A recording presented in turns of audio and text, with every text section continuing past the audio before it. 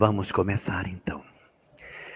Uma boa noite para todos nós e sejamos todos muito bem-vindos à 5ª Conferência Espírita do Rio Grande do Norte, que esse ano homenageia o grande apóstolo do cristianismo, Paulo de Tarso, utilizando como mote, como frase, tema motivador do nosso encontro deste ano, a frase: "E agora?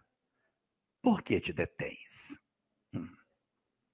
Uma leitura atenciosa do livro do Atos dos Apóstolos vai nos dar conta que, embora esta frase esteja associada à conversão de Paulo, ela não consta na narrativa que aparece no capítulo 9 da obra, que trata sobre aquele momento no qual Saulo de Tarso, o grande perseguidor cristão, dirige-se a Damasco para promover a prisão de Ananias.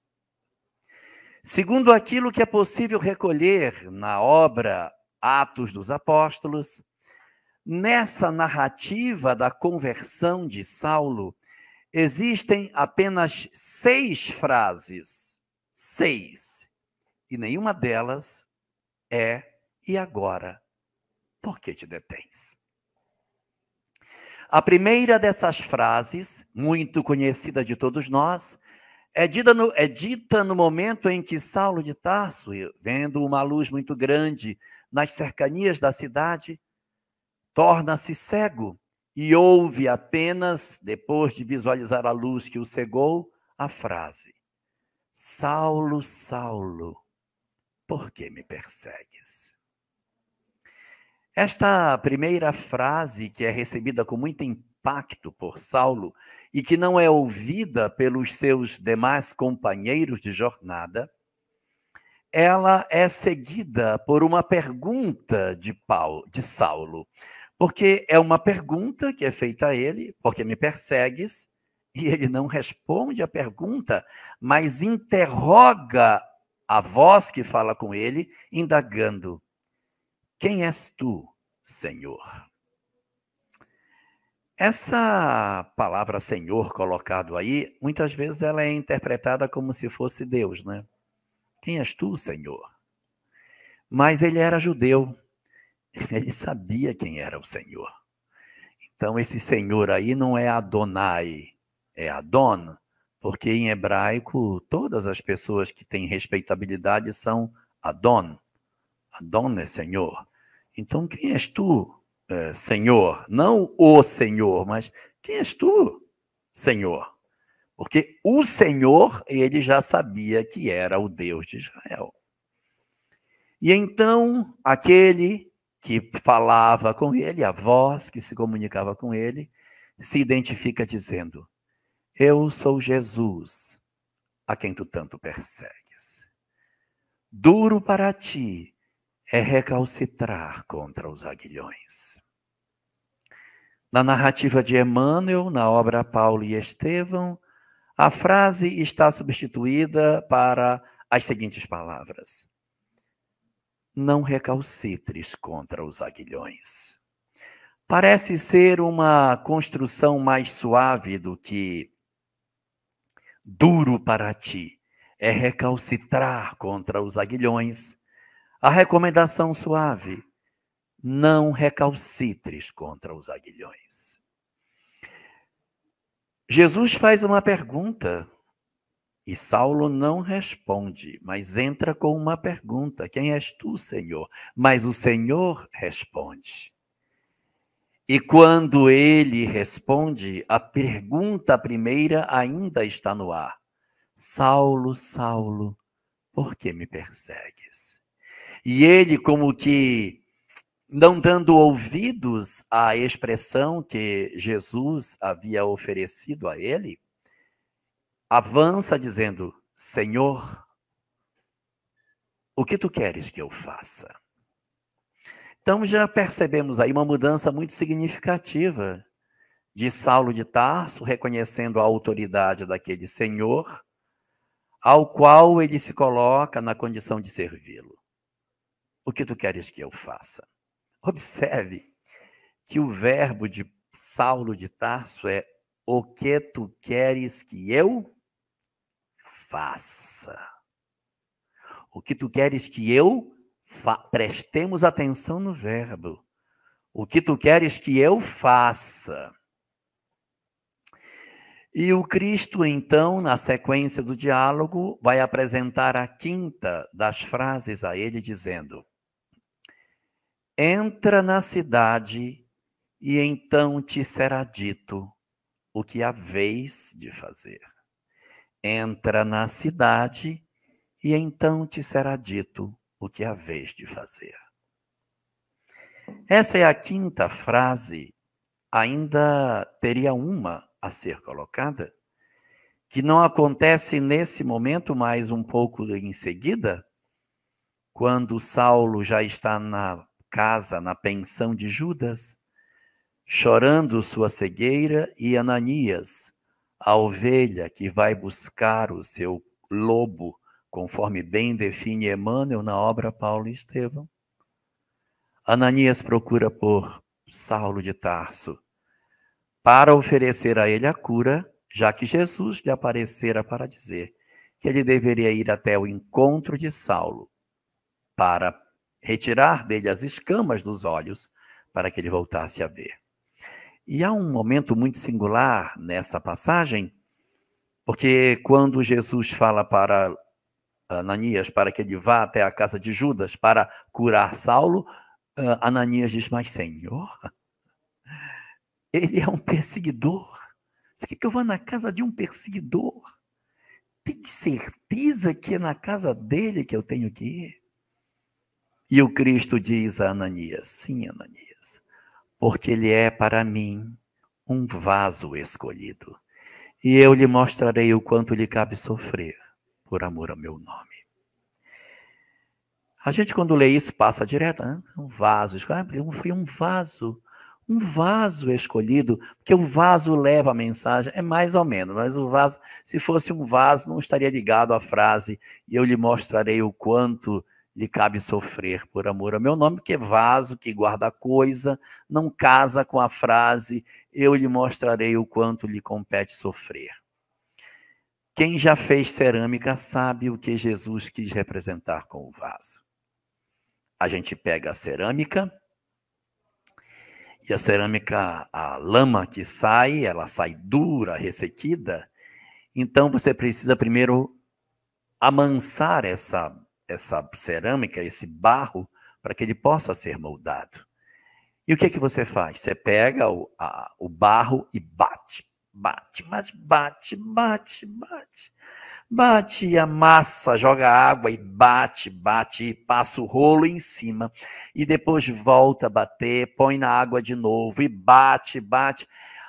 E a argila vai cansando de apanhar e ela vai começando a amolecer, ela vai ficando maleável.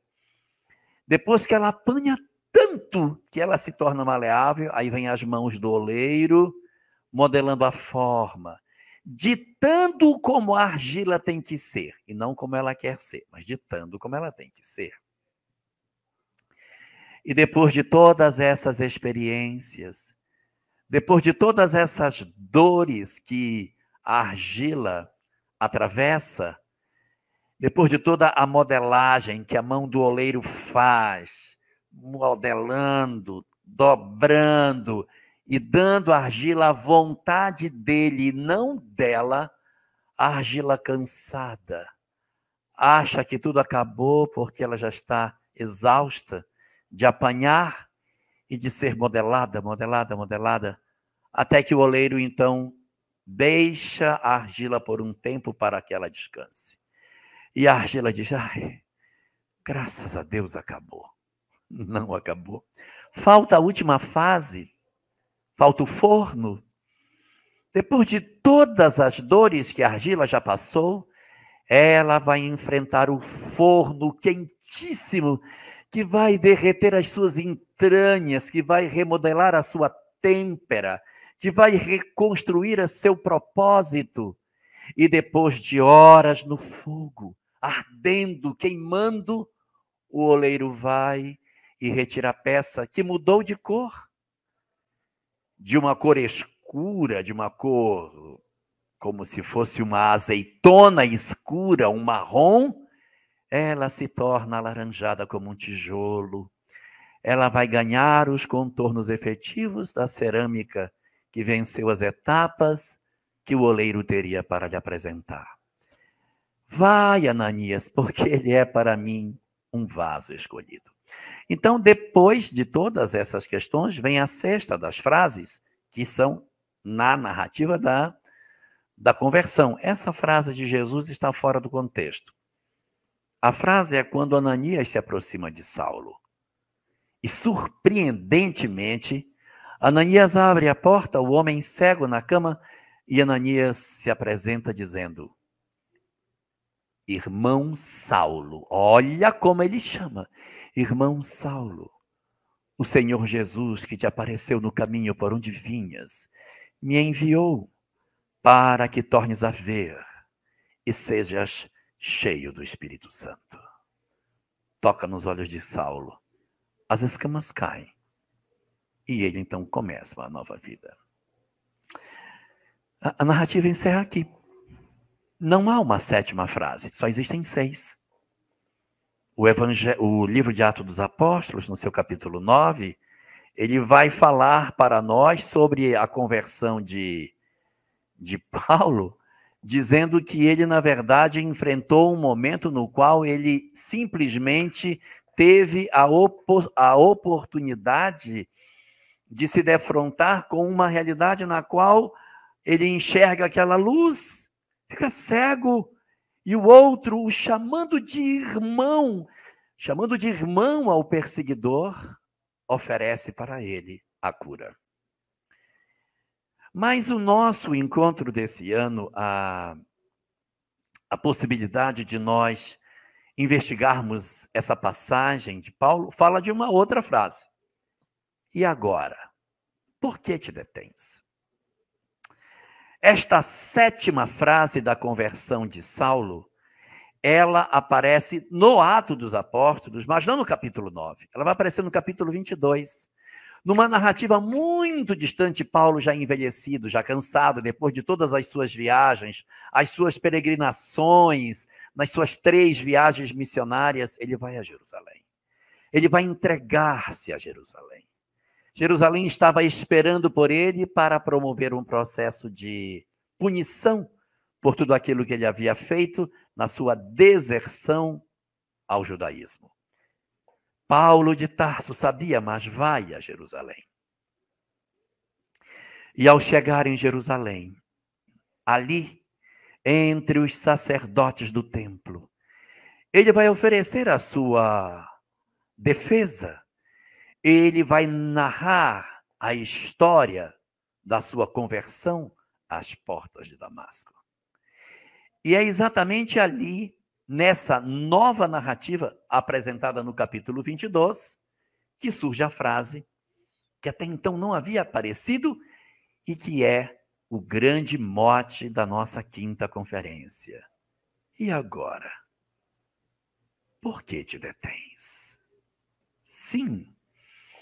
Ananias, após curar Saulo de Tarso, pergunta a ele: se tu já viste o Senhor, se tu já percebeste o poder que ele tem, se tiveste a oportunidade que outros não tiveram de se defrontar com a majestade do Cristo, eu te pergunto, a ti, que já viveste a experiência singular de um encontro com o Senhor, e agora?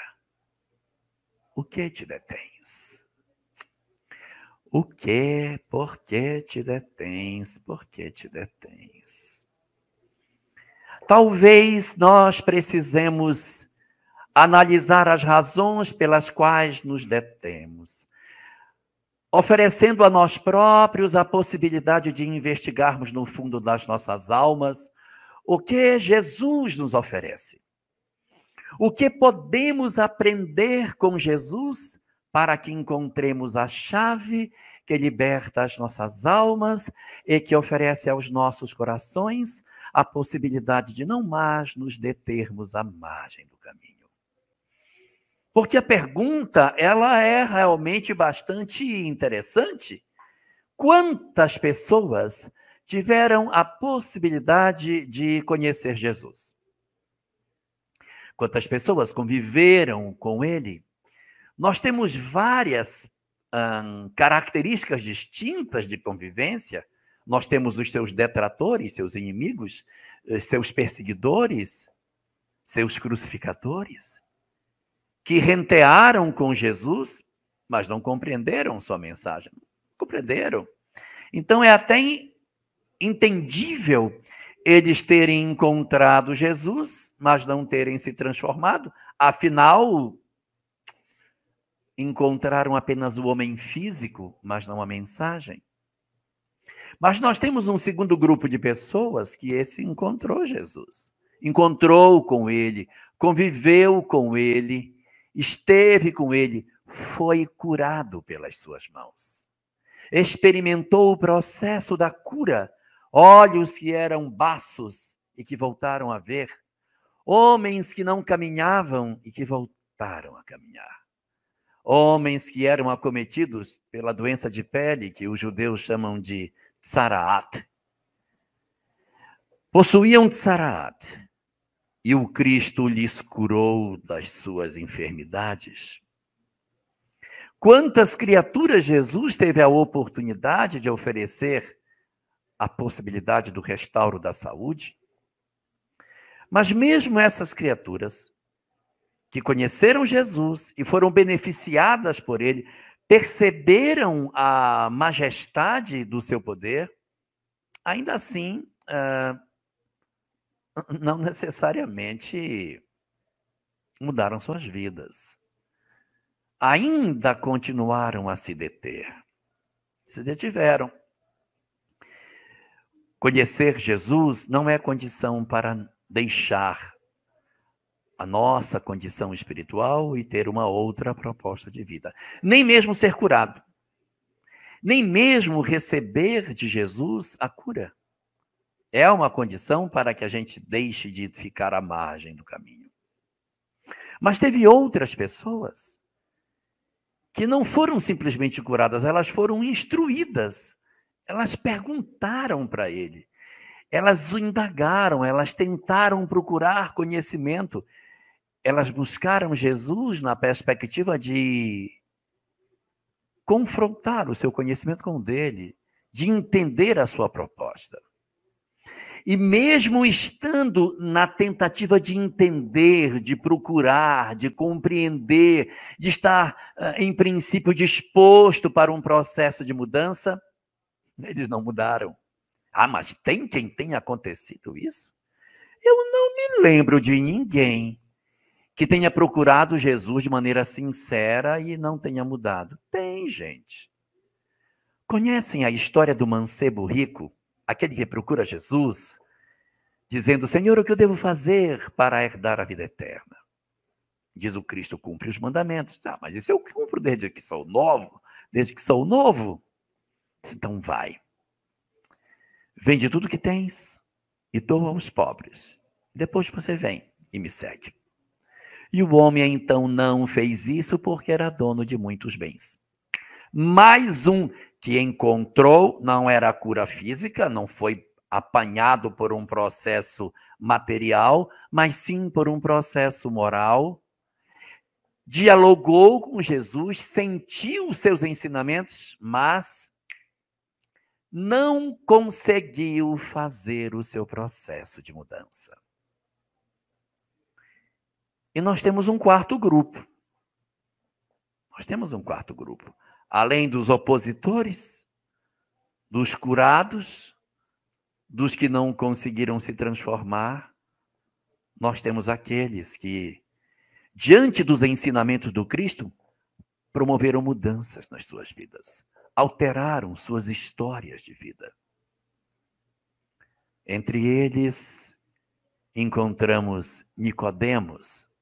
Sim, Nicodemos, que encontra Jesus no capítulo 3 de João, à noite, escondido, para perguntar para ele sobre uma série de coisas da vida imortal.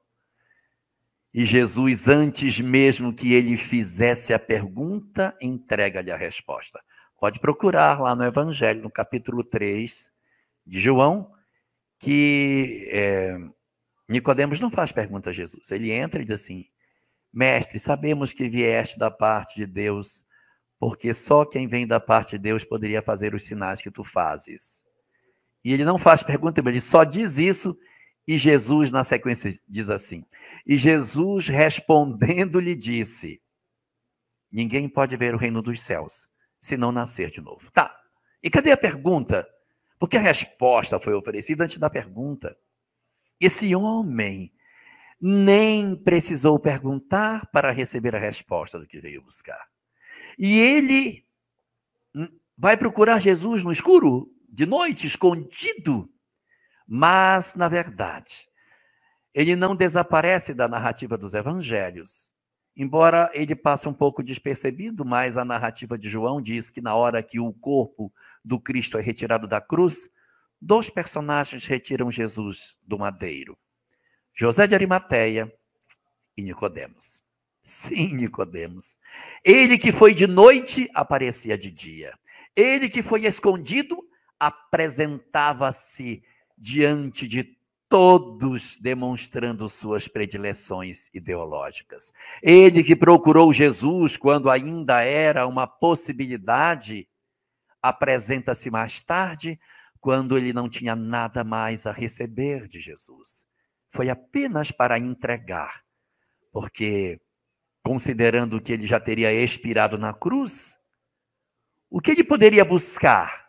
O que ele poderia buscar se o Cristo já teria desencarnado? Então, nós vamos perceber a figura de Nicodemos promovendo uma mudança. A figura de Maria de Magdala transformando sua vida, da mulher que era perturbada por 7 demônios, na grande transformada de Magdala. Pedro, o apóstolo, o homem impulsivo, que ao conhecer Jesus na praia, ajoelhou-se diante dele e disse: Senhor, foge da minha presença. Eu não mereço ficar perto de ti. E depois, transforma-se após um tombo com a negação do Cristo durante sua prisão, transforma-se no mais extraordinário de seus discípulos, coordenando o grupo daqueles que Jesus havia designado para serem o seu colégio mais próximo de seguidores.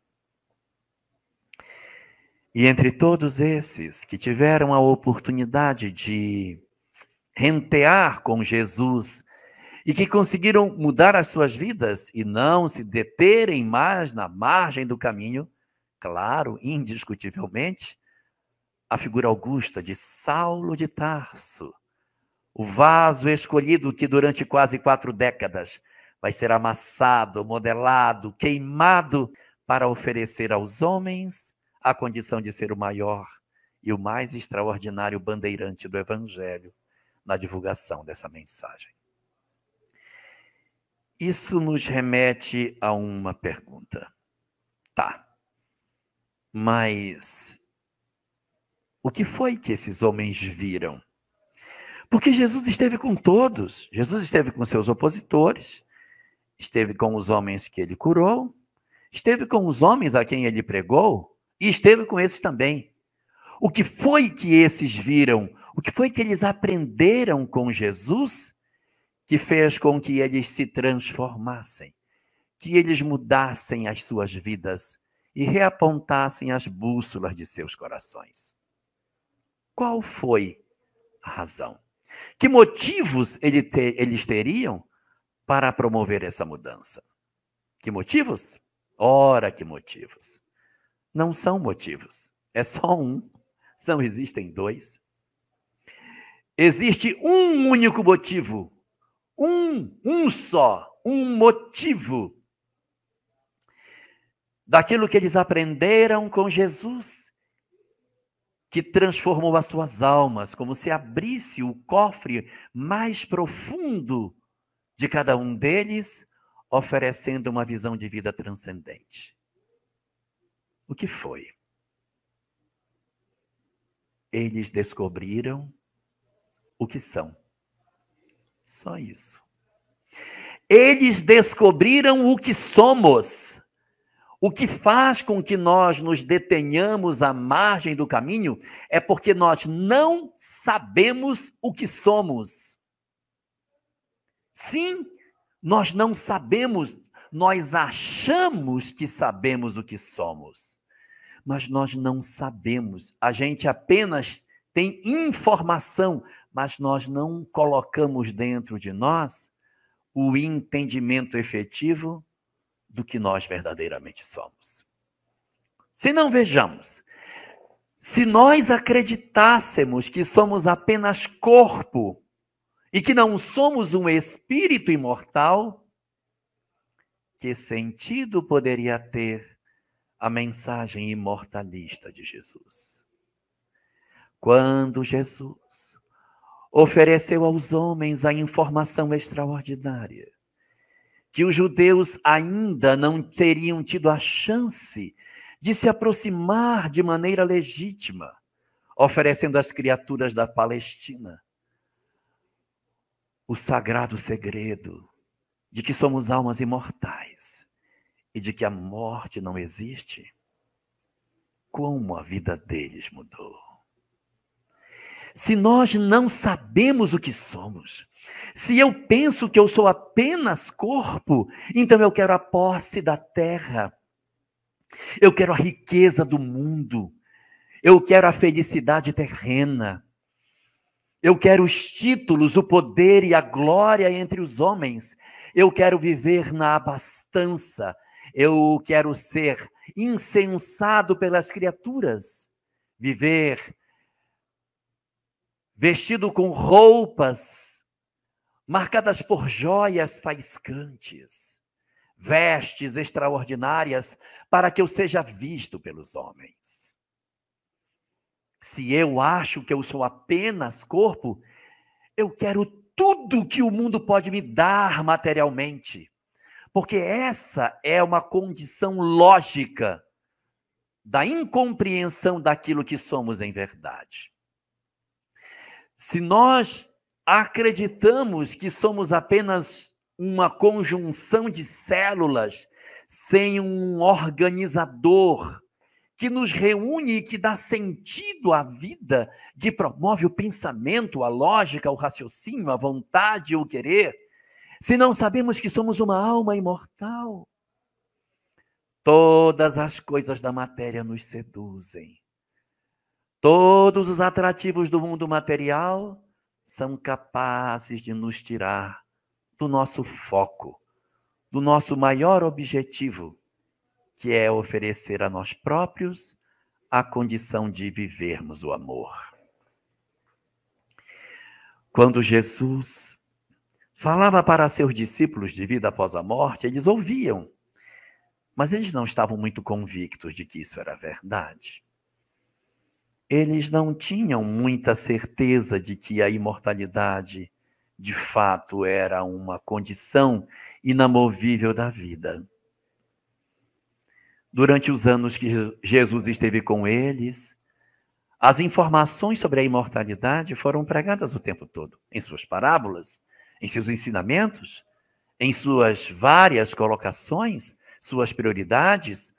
Na primeira frase que ele apresenta ao mundo, bem-aventurados os pobres de espírito, porque deles é o reino dos céus, transferiu os nossos valores para um mundo imaterial e não mais para o mundo terreno. Os seus discípulos tinham muita dificuldade de entender isso. Mas se nós percebermos na história do cristianismo, existe uma mudança extraordinária que acontece no psiquismo dos discípulos a partir do momento em que o Cristo aparece entre eles após a sua crucificação. Dizem os evangelhos que após a crucificação, estando os discípulos numa sala fechada, e estando eles em uma sala fechada e trancada, Jesus apareceu entre eles e disse. Os evangelhos dizem que ele disse, a paz seja convosco. Mas não é verdade. Não foi isso que ele disse. Vou dizer a verdade para vocês. A portas fechadas, os discípulos estavam lá dentro. Ele aparece entre eles e diz: Shalom. Ele diz shalom para os seus discípulos. A paz seja convosco. Imaginem o que significou para aqueles homens simples, pescadores, sem muita cultura, rever o mestre diante dos seus olhos. Meu Deus, ele venceu a morte. Suas mãos com as feridas, com a marca, a chaga da crucificação. Ele comparece entre os discípulos não apenas para pregar a vida após a morte, mas para dizer, sim, o que eu disse é verdade. Existe sim vida após a morte e eu sou a prova indelével. Está aqui, coloca a mão na minha chaga. Vem perceber como eu estou vivo. Então, a partir dessa experiência, a cabeça dos discípulos se transforma. Eles perdem absolutamente o medo da morte. Morte, oh morte. Onde está o teu aguilhão? O que o Império Romano pode fazer comigo? Me matar? Eu vou viver para sempre. O Império Romano pode roubar a minha vida? Mas eu sou uma alma imortal. Para que eu quero a posse da terra, se eu irei viver para sempre numa outra dimensão, aonde esse ouro não vai. Eu quero ser feliz do lado de lá. Eu quero ter as riquezas da alma. Então, essa é a chave que faz a pedra de toque da transformação dos homens. Convencer-nos de maneira efetiva de que somos almas imortais. Quando nós fazemos essa revisão de conceitos e olhamos a vida pelo lado espiritual, tudo muda de figura. Não é para que a gente se torne, de repente, uma figura esquisita, estranha, que não convive com pessoas porque ele se vê como um espírito. Não, ao contrário. Ele vai ser uma pessoa muito mais próxima. Por quê? Porque ele vai ver a si mesmo, não mais como alguém que precisa ter a riqueza material.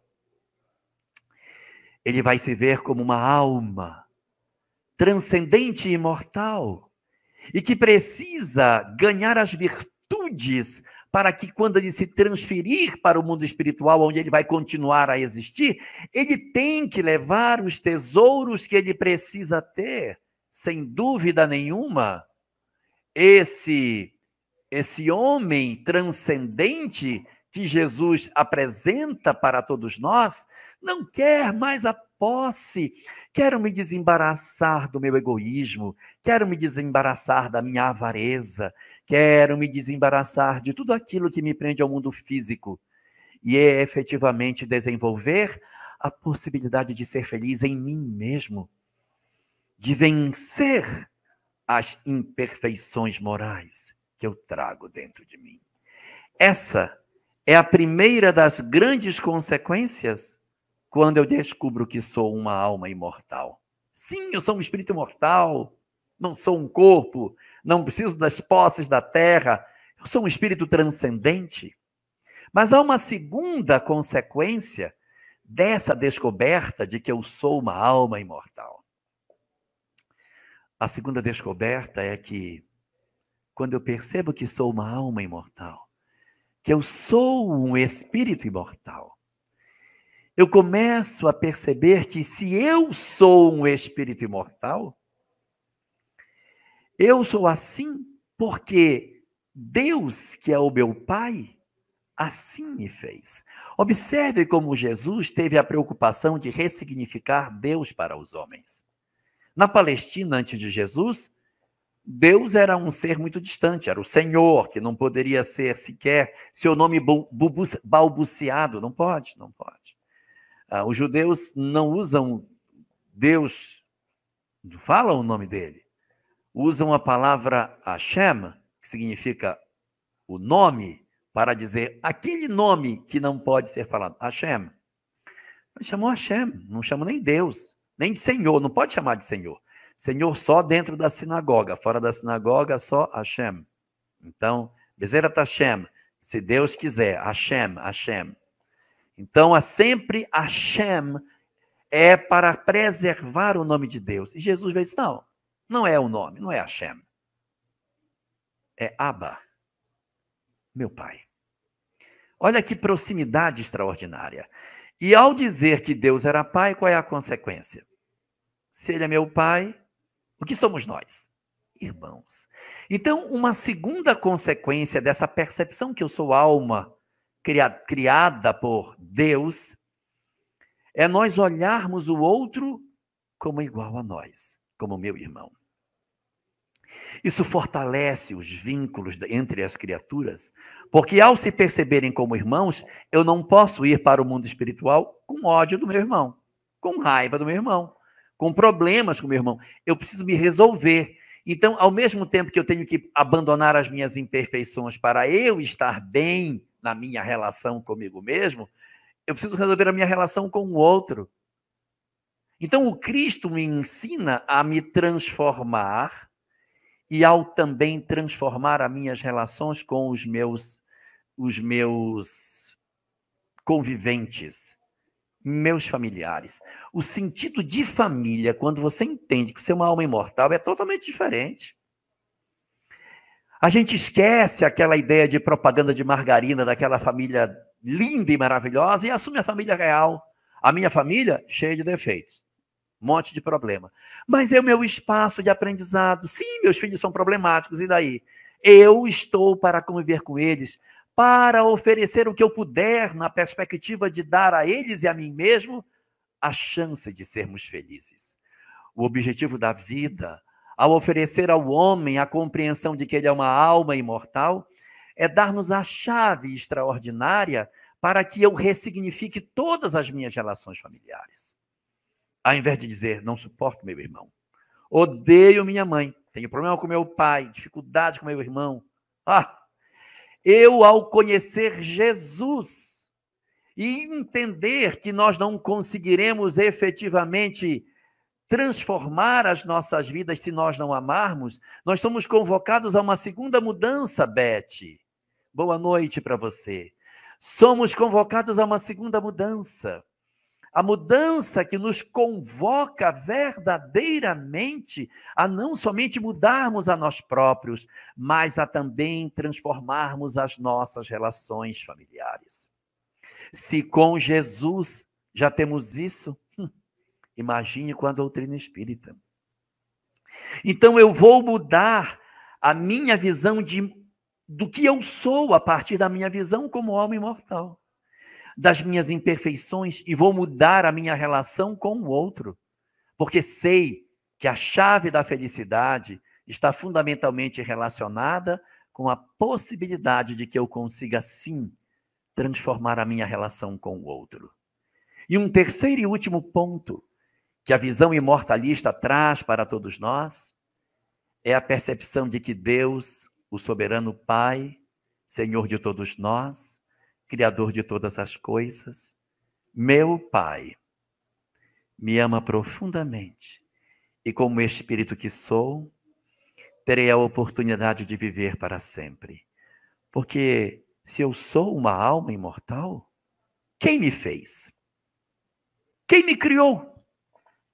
Para que eu seja uma alma imortal, tem que existir algo que me criou. Eu posso até nem gostar de religião, eu posso até nem querer saber de livros religiosos, eu posso ser avesso a tudo aquilo que diga respeito aos aspectos religiosos.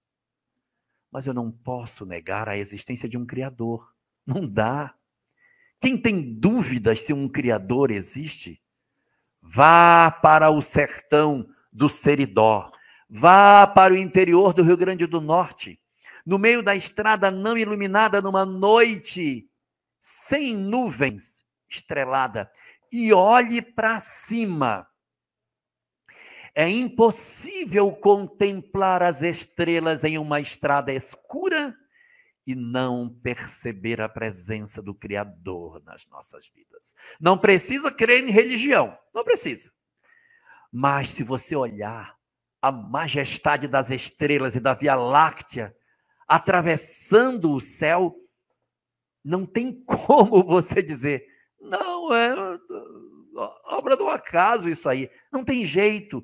Essa é a assinatura de Deus para que todas as vezes que nós olhássemos para cima, nas nossas noites escuras, nós enxergássemos a presença dele nas nossas noites. De dia, de repente, nossos momentos luminosos, a gente talvez nem precisasse de ver o Criador. Mas quando a noite escura vem nas nossas vidas e nós estamos sozinhos na solidão, sem nenhuma luz que nos acompanhe, olha para cima, cara. Quando você olha para cima, que você vê as noites estreladas, Senhor, eu sinto a majestade da tua presença, ainda que eu não queira crer em nada que as religiões dizem, mas eu tenho que me curvar à existência de um Criador. Então, quando o Cristo nos fala que somos almas imortais, tem que ter um Criador, gente, não tem como, tem que ter um Criador. Então, ele ressignifica também essa relação com Deus. E se isso é assim com a mensagem do Cristo, o que não seria isso com o conhecimento que a doutrina espírita nos traz? Porque o Espiritismo ele não vem oferecer para nós nenhum conhecimento de moral além daquele que Jesus já deixou. Não tem. Conhecimento moral é o mesmo. Mas Jesus falou sobre o que fazer. E o Espiritismo vem dizer por que fazer o que fazer. Então, por que eu tenho que mudar? O Espiritismo vem, abre a janela da imortalidade e da evolução, da reencarnação, da progressão dos tempos, dos mundos, oferece para nós a informação de que nós somos almas imortais, a caminho da felicidade, à medida que nos transformamos e que nos educamos moralmente, justificando as palavras de Jesus e nos impulsionando para não nos determos à margem do caminho, porque tenho muito mais motivação para promover a minha transformação moral. É a mesma doutrina espírita que, visitando as propostas de Jesus, na relação com o outro, que eu tenho que amar as pessoas, tenho que perdoar, que eu tenho que ser bom, o Espiritismo vem, retira o véu e mostra para nós as histórias da alma imortal, o que acontece com aquele que não perdoa, quais são as histórias dos bastidores do mundo espiritual, a reencarnação, os laços de família, os vínculos do ontem e no hoje, as histórias, os dramas, a necessidade do amor, a força das coisas, impulsionando os espíritos para que eles convivam e aprendam a encontrar juntos a possibilidade de serem felizes. Nós precisamos amar. E digo a todos, é impossível ser feliz sem amar. É um determinismo divino, Não existe um só espírito no universo infinito que verdadeiramente seja feliz e que não experimente o amor. Isso é um determinismo.